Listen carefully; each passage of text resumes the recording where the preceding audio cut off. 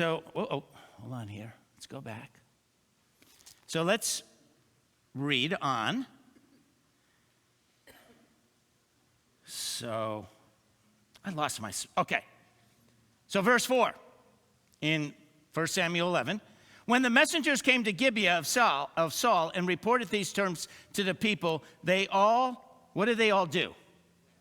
I want you to remember that. Anytime you go to war, you should be weeping. Anytime you hear something horrible happening, it should cause men and women to weep. Verse 5, just then Saul was returning from the fields behind his oxen and asked, "What is wrong with everyone? Why are they weeping?" Then they repeated to him what the men of Jabesh had said. When Saul heard these words, what comes upon him? The Spirit of God came powerfully upon him, and he burned with anger. You can imagine how upset God is that someone would gouge out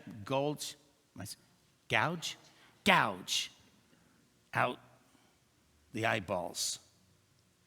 He took a pair, verse 7, he took a pair of oxen, cut them into pieces, sent the pieces by messengers throughout Israel, proclaiming, "This is what will be done to the oxen of anyone who does not follow Saul and Samuel." So Samuel the prophet, who this book is about, is saying this is horrible. Gather together. Then we read, then the terror of the Lord fell on the people, and they came out together as one. So not only does the Spirit of God come upon the leader, the president of Israel, the king, but the terror of God comes on all the people of Israel, that they all join in to join the army. Verse 8, when Saul mustered them at Bezek, the men of Israel numbered 300,000, which is a very interesting number, by the way, and those of Judah, 30,000. And so, verse 11, the next day Saul separated his men into 3 divisions. During the last watch of the night, they broke into the camp of the Ammonites and slaughtered them until the heat of the day. Those who survived were scattered, so that no 2 of them were left together. So there is the Lord. And the Lord is like, this is horrible. This guy is going to keep taking out the eyeballs of people. He's expanding and growing. They're weeping, they're crying, and the terror of the Lord comes on the Israelites. You got to take care of this. You got to go to war. It kind of reminds me of when I think of Adolf Hitler. Killing people, killing innocent people, killing all the cripples, killing all the handicapped, killing he put 10,000 ministers in Germany into prison. I mean, just somewhere, you have to step in and stop. There's sometimes evil people will just keep going. So let's come to 1 Samuel 23. And I'm going to show you the importance of prayer. 1 Samuel 23, verse 1. When David was told, look, the Philistines, those are the bad guys, are fighting against Keilah and are looting the threshing floors, he inquired of the Lord. So he goes to the Lord in prayer. And he says, Lord, shall I go and attack these Philistines? The Lord answered him, I want you to go and attack the Philistines and save these people of this town of Keilah. But verse 3, but David's men said to him, are you crazy, David? Here in Judah, we are afraid. They're afraid of King Saul and his army. And now, how much more then if we go to Keilah against the Philistine forces?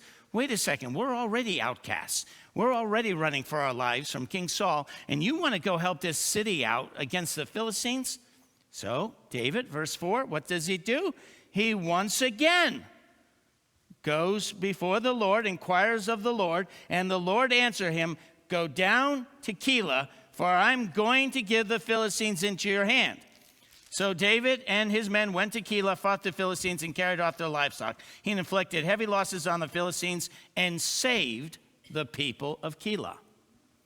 So, you'll note with me praying.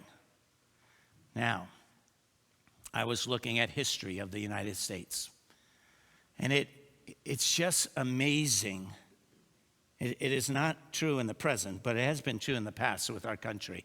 When we would go to war against different nations, situations, even the Civil War, do you know that the President of the United States would call our country, call upon the citizens of the United States and say, hey, there's something serious that's happening, or we may have to go to war.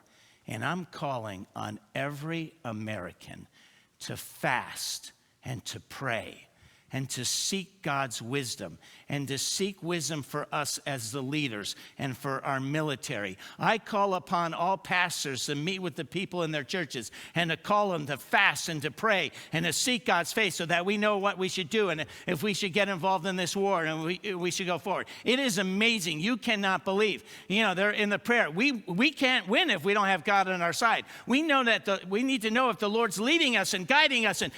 So every American should be on their knees praying for 3 days. I'm like, why? Wouldn't it be nice if the President of the United States said, we got wars. This thing could blow up. I call upon Americans to pray, to get on their knees, to seek God's, we can't do that anymore, I guess. Too bad. Too bad. Because we should be weeping and crying about what's going on in the world, and we all should be called by the leader of our nation to pray and to seek his face and ask God for his blessing and wisdom and insight in whether we should go to war or not.